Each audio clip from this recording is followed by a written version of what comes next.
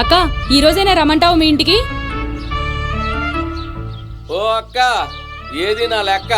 ఏం తల్లి అలా ఉన్నావు? ఇంట్లోనే బాలేదయ్య గారు. అంతా పరమేశ్వరుడి మీద భారం పెట్టు, నీకు సరైన మార్గం చూపుతాడు.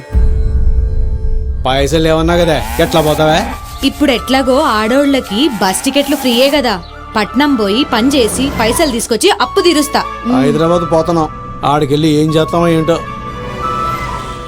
బిల్డింగులు చూసినావా అయ్యా, ఎంత పెద్ద పెద్దగా ఉన్నాయో. అమ్మో, యాడికి పోవాలి? అయ్యా ఈడ తక్కువ కిరాయిలో ఇల్లుంటాయిగా, ఆడి తీసుకుపోతావా? ఎంతలో కావాలి? ఒక 2-3 వందల్లో. 100లో? ఈ హైదరాబాద్ లో 200 కిరాయికి ఇల్లు దొరుకుతుంది, 500 రూపాయలకి ఇల్లు దొరుకుతుంది, 5 లక్షల రూపాయలకి ఇల్లు దొరుకుతుంది.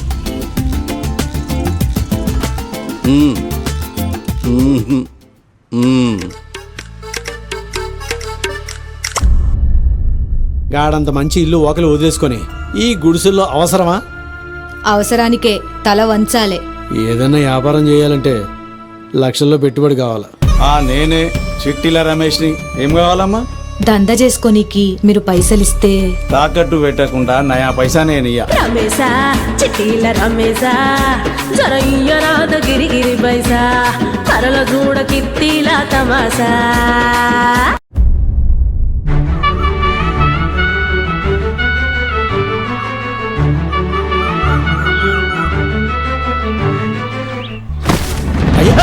ఆబ్రాబాయ్, మొత్తం 7,500 ఇలా సాయంత్రం కల్లా వస్తా. పైసలు కట్టలేదనుకో ఈ కొంపలే లేకుండా వేస్తా.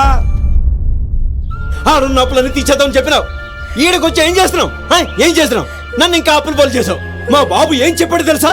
జీవితంలో ఆడదాని మాట ఈయనకన్నాడు. ఇన్నావనుకో చస్తావు, అడిగంటి పోతావు, ఎందుకు పనికి రాకుండా పోతావు అన్నాడు. ఇలా ఇదిగో ఈ అమ్మ మాట విన్నాను. ఆడు చంపుతాడు కదా, ఆడు చంపడం ఏంటి, నేనే చేస్తా.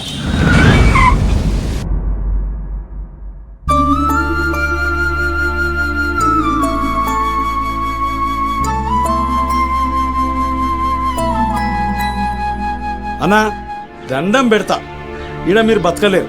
నీ ఊరివో, నీ ఊర్లోనే దందా పెట్టుకో.